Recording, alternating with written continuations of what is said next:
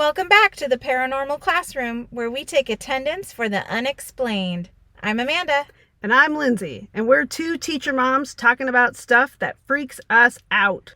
And today we have a very special guest talking about spooky childhood stories from their home state of Maryland.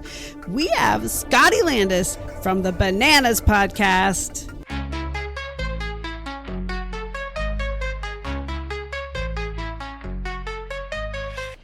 Alrighty, well, our guest today, everybody, is a screenwriter, producer, and podcast host who's made a career out of writing things that are thrilling, hilarious, and just a little bit unhinged.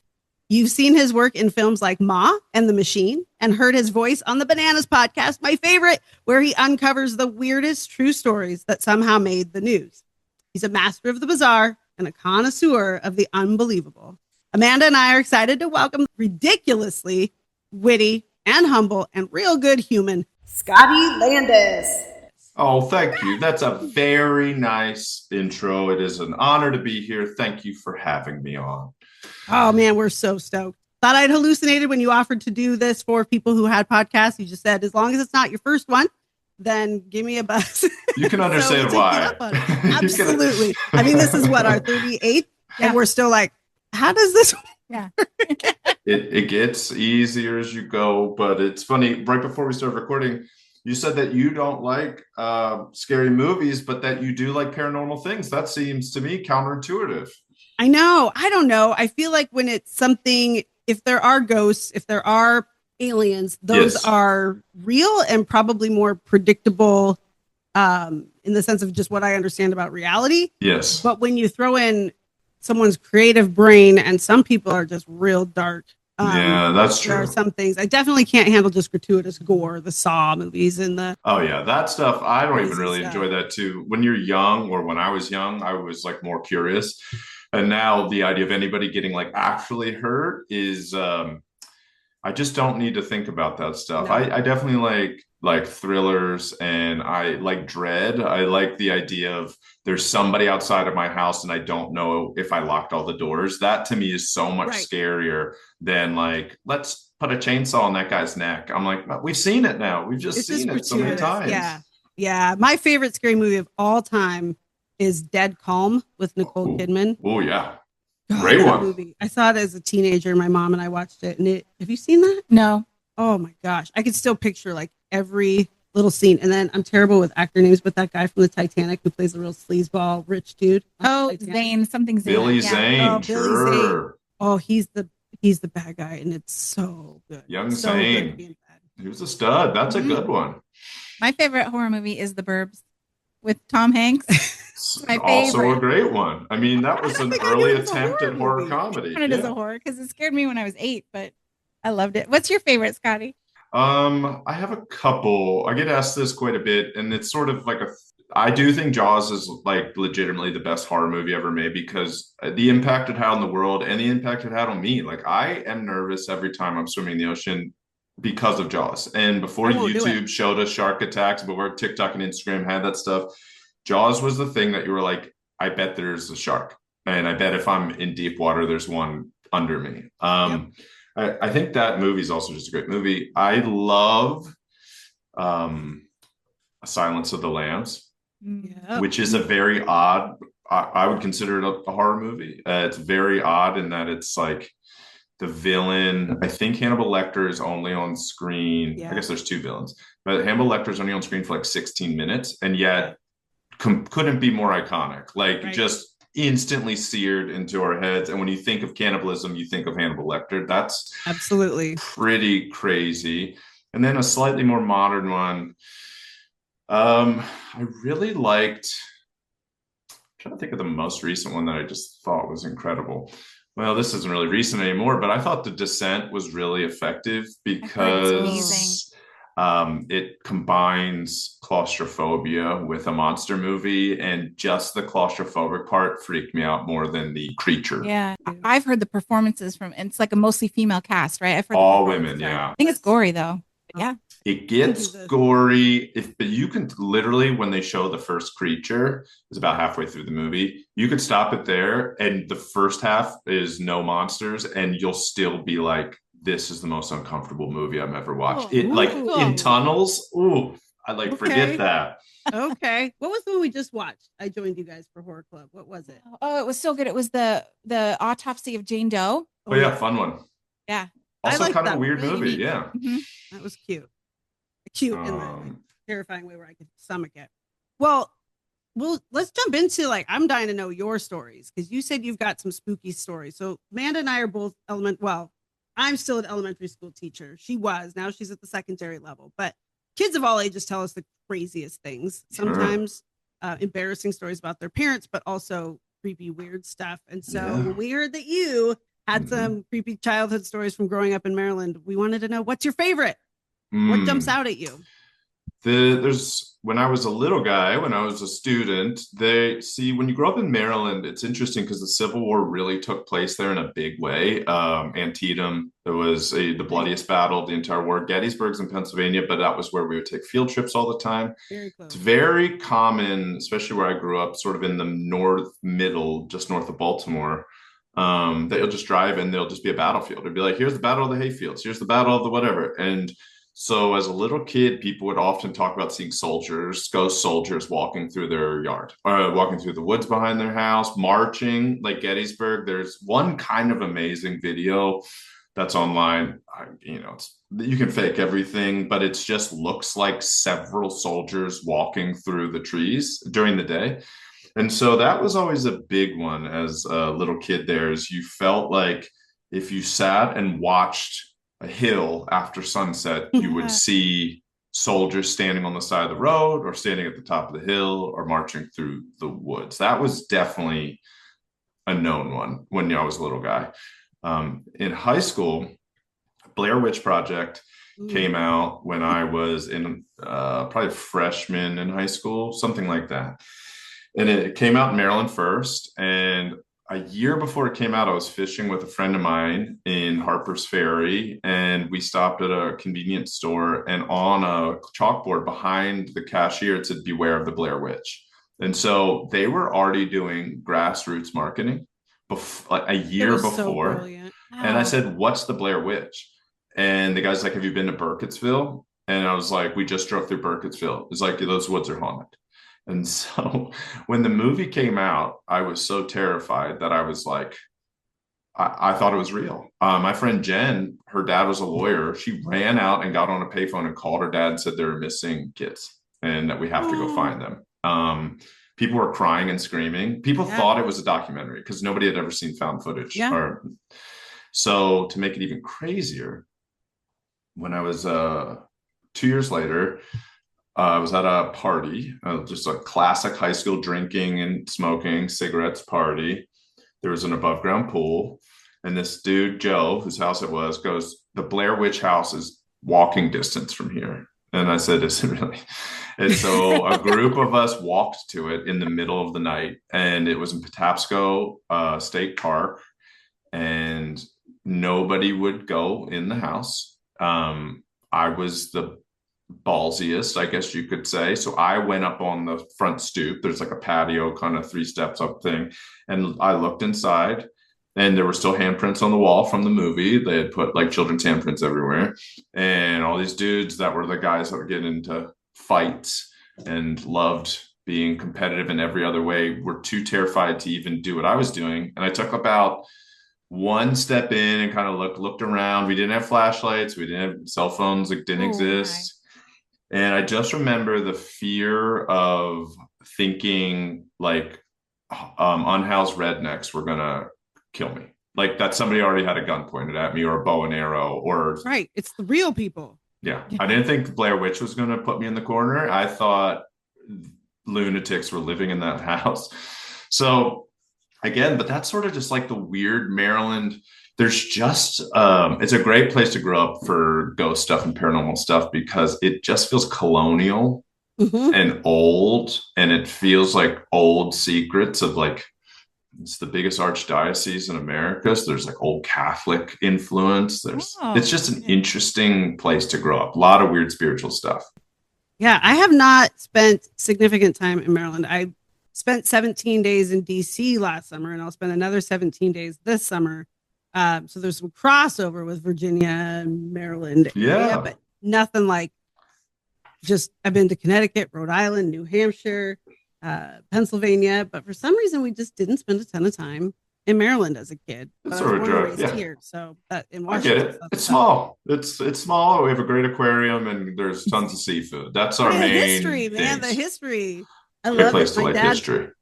My dad was a high school history teacher. I've taught history, and just like going to Boston and getting on doing this silly tea party tour and putting on the costumes and the whole deal. I love it. And living there would just be awesome. We have a lot of indigenous history here, Sure. with the Pacific coastal tribes and such, and so that's kind of neat to. Oh, and so many mental institutions that have gone wayward and they're out in the woods and you can't find them, but you know they're there, and sometimes you stumble upon them. So we got to grow up with that. Yeah. That's good. So I also got to grow up with that, where we grew up. Basically, there was a National Guard base called Camp Frederick directly behind my house, and in the 90s, it was pretty much abandoned. Like they had National Guard people there, but I'm talking like they had 10 people there in this massive campus. So as kids, we rode our bikes there, and then they had 4 separate lakes. Our ponds, ponds. And so we would go fishing there. Just my friends and I just ride our bikes and fish. And then they had all these abandoned buildings and water towers and stuff like that. And we later found out it used to be a school for bad girls called Montrose. And it was where, what bad girls in the 30s and 40s and 50s were pregnant, or they were just a little wild, or they smoked weed, or, I'm sure some of them disobeyed their husband. Right. They had mental illness, I'm sure, which was just, schizophrenic. It's things that were misdiagnosed, but also probably just women that like to have sex or weren't virgins at 15. They're like, throw her in this school. So we explored all those classrooms all the time. And they had chemistry labs with all the glassware still there. Like everything you could imagine was still there. And I remember they had hooks in one of the classrooms for like switches or like, the hang, like what they would hit the girls with. Oh, no. On the walls, there would be like Miss White or like you're a bitch. And we were like, this is so wild. And slowly the National Guard took it over more and more and renovated all those. And now they're all offices. But in the early 90s, we would be there without any supervision, without any electricity, all summer long. And the only cool, like we used to do dumb shit. Like we would just like throw the chemistry stuff. There was a well. We would like throw stuff down the well just to make it explode, like not chemicals, just glass. And we'd climb the water tower and spray paint it, all those kind of things. But one time we were all playing flashlight tag in this neighborhood, my neighborhood, and this guy came out of the woods that was with us, but he had found 2 backpacks that had been 2 girls that tried to escape. And I guess they got caught, but they had like escape plans. They had like a map of the town. They had notebooks with writing in it. So those have probably been in the woods for like 30 years. Wow. Oh my God. That's treasure. Yeah. These days, I know I was like 13, so I didn't realize like I should keep these forever. But we went through them, and they were like detailed how to escape, and they got pretty close to the highway. Like they got pretty close to freedom, and then they must have gotten caught. Oh, God bless. Or worse, or maybe they evaporated. Maybe they still haunt those woods. Alien abduction could have been anything. Wow. Oh my gosh. Yeah. Now, okay, so then I also heard about the cemetery, the Ryerstown. Is it Ryerstown? Is that how you say Ryerstown? Oh, where I'm from is called Reisterstown. Reisterstown. Okay. Reisterstown, yes. That's how you say it. I've got it written here and I did not know. That's okay. It's a weird name. All those towns in England. Gloucestershire, Worcestershire, all those things. Yeah, Reisterstown. The community cemetery there. Did you ever hang out there? Sure. Yeah, there were a few really big ones, but yes, we would hang out at the cemetery quite a bit. It was the 80s and 90s. I was allowed to ride my bike anywhere. And so you would just go, the girls would smoke clove cigarettes in the cemetery. Yeah. And you'd read them, but they were old. There'd be gravestones from the 1800s, 1700s. I mean, it's an old area. Never saw anything spooky there besides just us, just children doing drugs, which is scary in its own way. Well, supposedly Edgar Allan Poe applied to be the headmaster there when it used to be a school, the Franklin Academy. And so, of course, whenever there's a huge name attached like that, there's going to be rumors of or legendary lore that he comes back and wanders through the cemetery on an annual basis. So, yes, I'm currently writing a TV pilot, and it's about many different things. But one thing that I pulled from Reisterstown is there's a stone in my town that says Upper Melinda. And you can Google it. It is a known sort of paranormal thing in my town. And it is still there. And when we were kids, you would get in a car with your friends and you go and you park on this windy road. It's a wooded 2-lane road with like 2 driveways and then just deeper and deeper in the woods. And about 200 yards in, there's a stone on the side of the road that says Upper Melinda. It's carved in and then painted.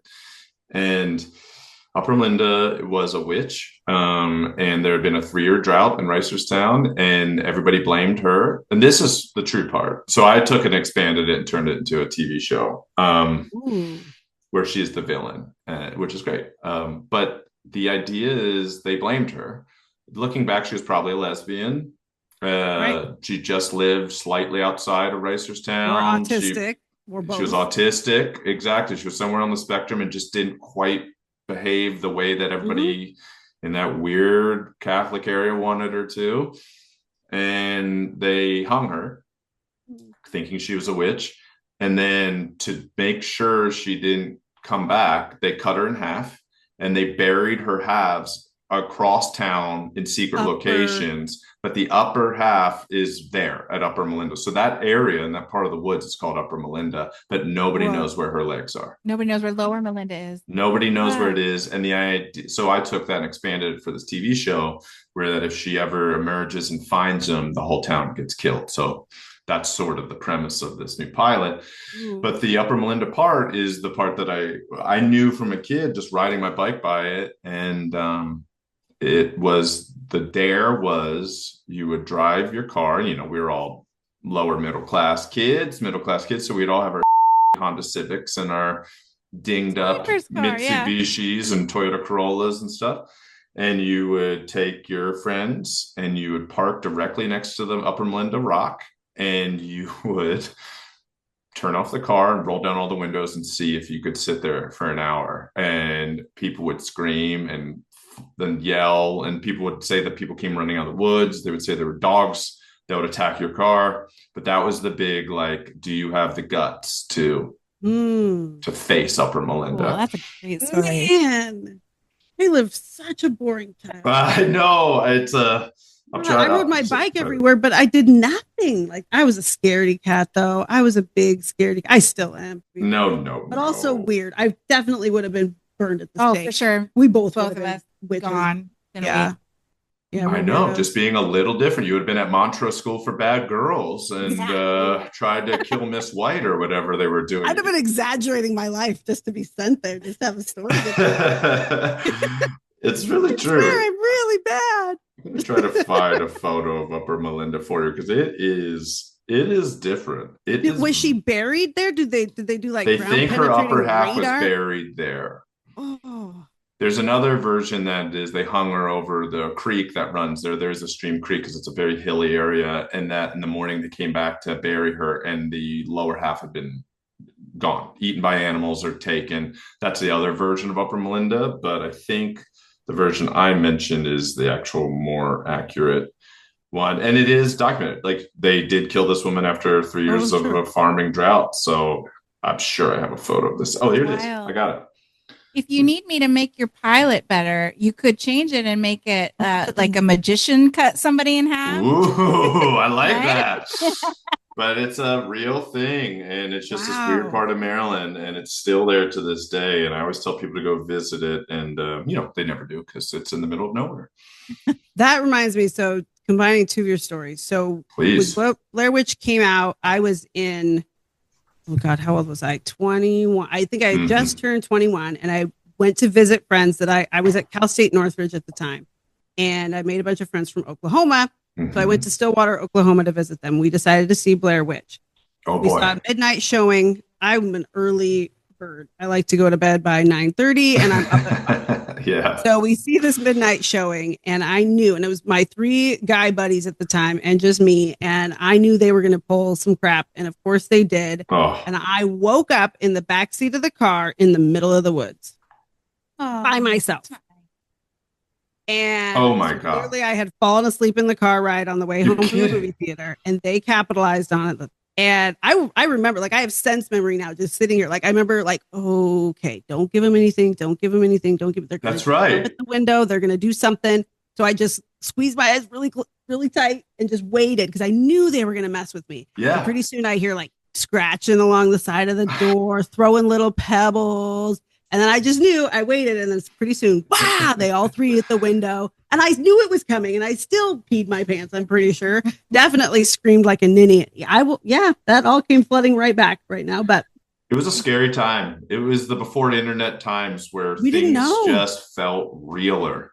Yeah. I think we had saw it when people were just starting to kind of piece together. Oh, this was all a stunt. Yeah, planned, but still, there were part of us like, was it? Or was it not? Was this real? Was it not? It's a very effective movie because they also interview just regular people at the top of the movie that give all the exposition, and they all sound like Marylanders. They all are like, oh yeah, she lives up there in the woods and she hurts kids. And you're like, that's not an actor. Right. That's a guy. Right. They just grab some people. That's the best way to do it. It's probably the most inexpensive way to do it as well, and makes it the most authentic seeming. So that's right. That's it. Oh my gosh. Well, there's one. I think we're running out of time here, Scotty. We got a few more minutes. Sure. Make sure we are. I'm happy to gracious help. with your time. But I found a story today in the Baltimore News, and I wondered if you knew this chick or had heard of this story. BaltimoreMagazine.com. So, written by Janelle Ehrlichman Diamond. Ehrlich is a big name in Maryland. Okay. Well, this woman in the story is named Renee Fagis Goldschmidt. So there's another sort of Upper East Coast. She's Jewish, and that becomes clear in the story, not just by name, not just by Goldschmidt, which could go a lot of ways, but probably Jewish. It is her married name, but she is also Jewish as well. It's fine. She lived in Reisterstown. Oh, cool. And after about 8 years in their home, strange and terrifying events began. And she says, the very first thing I noticed, and her husband, Jason, never believes her until the very, very end. So she's just being gaslit the whole time. Classic. But the whole time, she's thinking there's something in the linen closet. She keeps telling him that I think we would call it like your towel closet or whatever, where we put our sheets. And the linen closet started feeling creepy to her. Like someone was standing there watching her. She couldn't see anyone, just had this feeling. And then the basement started feeling creepy. So one day, she says, a photo of her and Jason flew off the wall. Then came this part kind of cracks me up, but also would be terrifying. There came a black mist around the size of a microwave oven that would float around the house, and it was bothering the 6-year-old daughter. I don't like it when kids are being messed with. That's kind of a trigger for me. So she still thought she was losing her mind and questioned her sanity. Things then escalated. She heard footsteps near her bed, experienced sleep paralysis, and felt something grab her neck. She would wake up with bruises, scratches. Even a few times, the family of 5 would be eating dinner when all of a sudden her arm or leg would start burning and a scratch would form right there before their eyes, supposedly. And then she describes seeing child-sized, alien-like figures. Okay, now we're cooking. We jump into everything. A whole other realm. Yeah. Like, well, those things, the microwave mist didn't work. The creepy vibe in the linen closet didn't work. All right, now it's aliens. So, but she's trying to find a cause. She says her quote is, I never did a Ouija board or visited a graveyard or anything. Pause. The only thing I could think of was a visit to the Trans-Allegheny Lunatic Asylum in 2009. Maybe something attached to me. So she goes with that theory. A rabbi comes, rabbi does all of his blessings. Nothing works. And then a friend on Facebook said, try this shaman. And a shaman came, did a blessing. She started violently shaking everywhere. And then poof, was fine, gone, never had a problem again. Interesting. Why not? I don't think I know Renee. I went to high school with one Renee, but I don't think it's the same Renee, but my sister and brother-in-law worked at Baltimore Magazine. So I can That's funny. find, I can get some behind the scenes information. Um, it's like, if it was a thing, I mean, the jump from like ghost, spirit, poltergeist Yeah. entity to alien is a big jump. It is. It feels desperate. I'll be honest. And I'm not willing anything to come into my home. Let's just be clear. No. That seems wild. That seems like she wasn't getting the traction she wanted with the first stuff, and then just then just took it to a whole next level. But the funny thing about all those is sometimes, even with those old exorcism videos and stuff that go around, is sometimes you just really want somebody to believe you and really think that you're not crazy. And maybe the rabbi came in and she just was like, this guy's half-assing it. And maybe that shaman came in and was like, I believe you. There is something here. I'm going to get rid of it. And maybe it was just feeling heard. Mm-hmm. And, whether there's something there or not, it's like, the funny thing about ghosts too is they always do the same stuff. And you're like, if it can scratch you and burn your arms, so why doesn't it just hit you over the head with a frying pan? Like, right. If it's trying to kill you, why doesn't it it feels like it's trying to kill me. If it wanted to kill you and it can do these other things, it would just kill you. Yeah. It's like, but then it's like, oh, it's the torment makes you stronger. And you're like, why? It's off your fear. Why is it the torment makes you stronger? Like, if it really hated this woman, it sounded like this ghost liked the husband too, or these aliens were trying to get her out of there. Right. Look at that. They wanted them all for themselves. And she just desperately wanted attention from him. I think they had 3 kids. The most recent 2 were super preemies, which I didn't know was a thing. Tiny babies, I assume, and made it through. I'm sure she just had some postpartum stuff probably, and feeling disconnected from her body and perhaps her relationship. He never does believe her. I think the last bit of the article just says, and I was like, this is confirmation for me that I wasn't crazy. And I told my husband, I told you so, because he didn't believe me the whole time. The end. Yeah, who knows? I mean, if it made the magazine, something weird must have been going. It must have been more than just your average hearsay. Or maybe she just hit Facebook really hard and just really riled a bunch of people up. But she looked normal. So, the ones who look normal, the white ladies who look normal especially, they tend to be believed. I have 2 friends in Los Angeles who I always was like, I don't believe, and I also don't not believe. Like, I'm so totally open to the experience. Yeah, same too. And I've looked at the sky a million times to see UFOs, and I've stayed in haunted hotels and all over the place. And I've never seen anything with, that I can be like, oh, that was it. But I do have 2 friends out here, and one of them is absolutely as honest as you can be, and was like, I lived in this apartment in LA, and pennies would fall from the sky in the middle of the room and hit the ground. And she's like, Scotty, I'm telling you, it happened. And she wasn't lying. And I know she has nothing to gain. Right. She's never talked about it public. She's not writing a book about it. She doesn't have a blog. She's like, I'm telling you, I'd be in another room and I would hear a penny hit the ground, and there'd be a penny, and I'd pick it up and I'd put it somewhere. And then a couple days later, in a different room, a penny would fall. And then she's like, then I saw one once, and a penny just appeared and fell. And there's absolutely no reason. So that was probably like 12 years ago. And I was like, okay, maybe this shit's real. And then another friend of mine, Bailey, she was like, I know this sounds crazy, but my bedroom in my apartment is haunted. And I said, okay. She goes, I've set up cameras, and my friend is staying there. And she's like, did you come in and pull my feet or whatever, mess with the bed? And she's like, what time? She's like, midnight or whatever. She's like, no, I spent my night at my boyfriend's house. And Bailey shows me videos of, they really are just orbs. They're just orbs floating through the room. But the night that the friend got her foot grabbed and sat up in bed, you do see an orb enter the frame and go to her foot. And then she wakes up, and you're like, It is. Okay, Is it explain that. nothing? Yeah. Is it just a little pulse of? We had an earthquake today in LA. We had a small one. Oh, Yeah, great day. Things are great down here right now. But we had like we hear. 4 or 3.6 or something.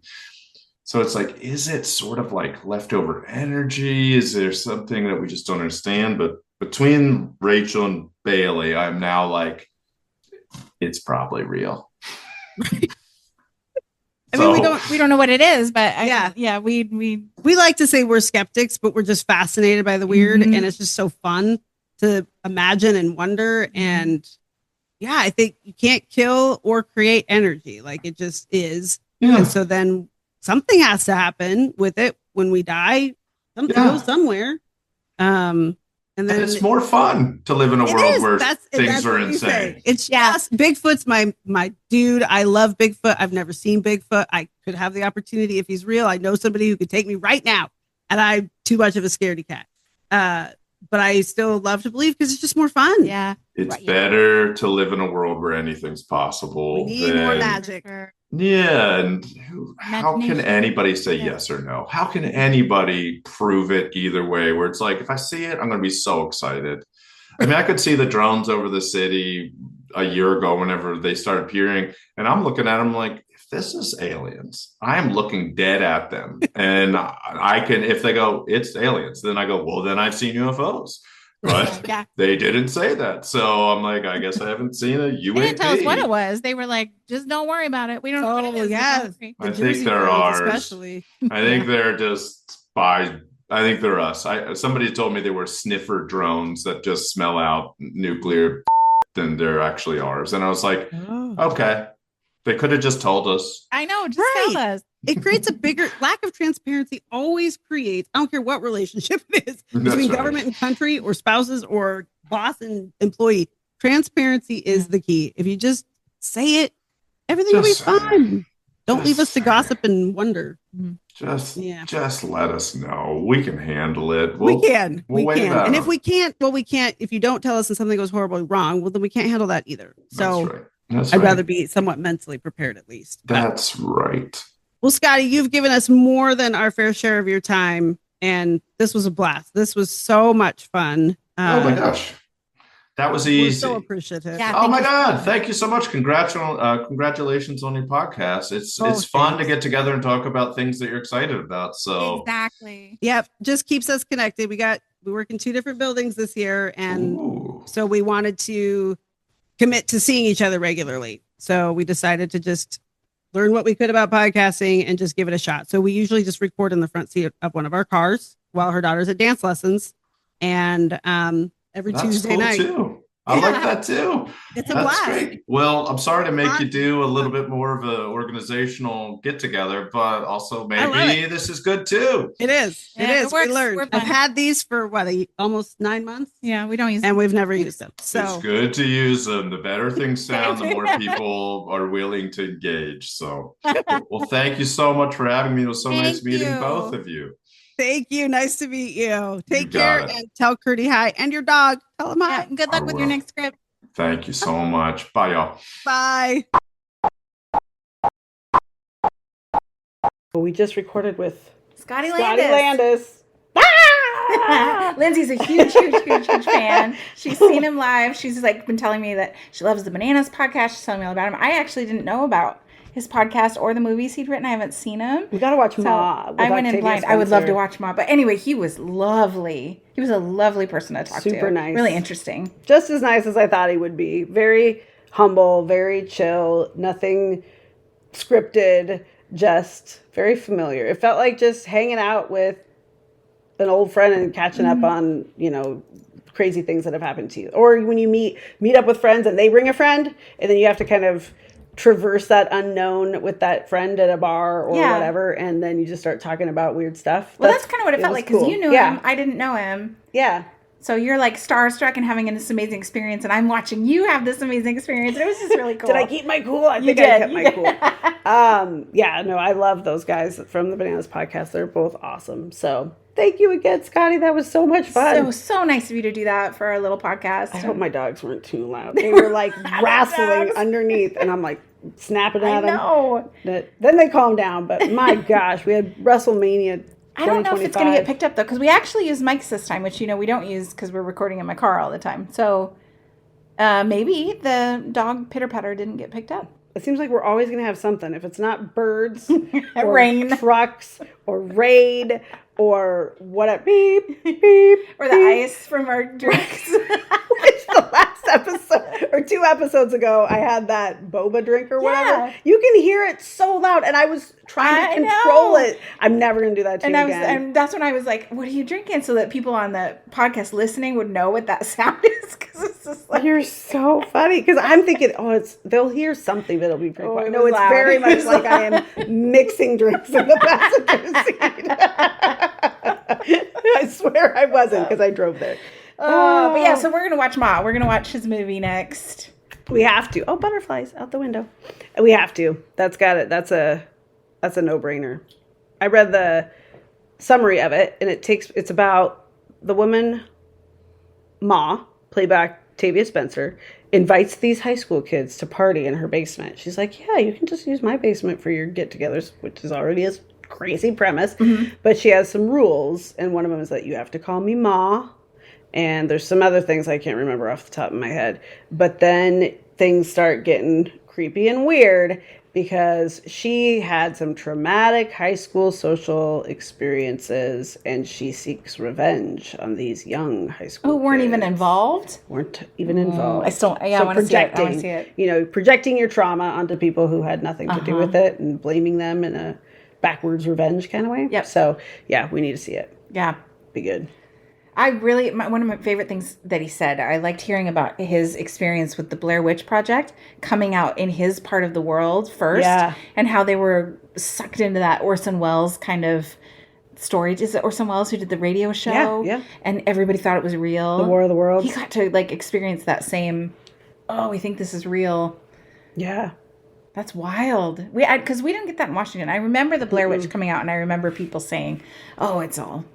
They're pretending it's found footage. I remember feeling like we'd been told that it was found footage, and then people were like, no, that was just Hollywood.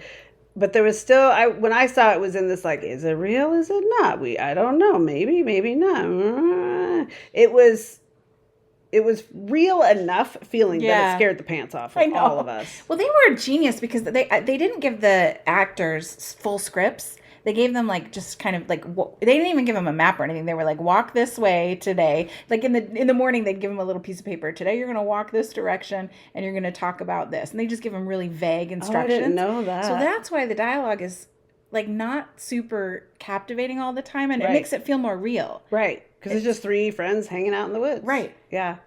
But yeah, that image of him standing in the corner at the end. Mm-hmm. Oh my gosh. But shout out to Rob and Tevya and Jamie. Shame on you. Shame on you for leaving me in the car in the woods. That is not nice. I don't think that I don't like teasing. It's not nice at all. It's not nice. But I knew they were going to do it. That's okay. That's okay. I'm still friends with them. Why? Because we have more shared memories than that. If that had been the first time I'd hung out with him, I would definitely have been the last. But no. Well, that was super fun. That was unique and different. And yeah, it's a mess in here. So if you're a famous person and you want to be on our podcast, why wouldn't you? We'd love it. Give us a call. Now we know how to use a microphone. But thanks for listening, everybody. And don't forget to get a hold of us on social media, Paranormal Classroom, or please email us. We love emails at theparanormalclassroom@gmail.com. Send us your stories, send us your suggestions for what to cover next, what would blow Amanda's and my mind. We want to know about it, and we'll do our, what's the opposite of a deep dive, like a shallow wading, a shallow tiptoe. We'll do a tiptoe into the research on it. And then just talk and laugh about it at a surface level. That's what we like to do. Yahoo! All right, everybody. Well, okay. Ready? Yeah, I'm ready. Okay, scholars, class dismissed. And don't open the door.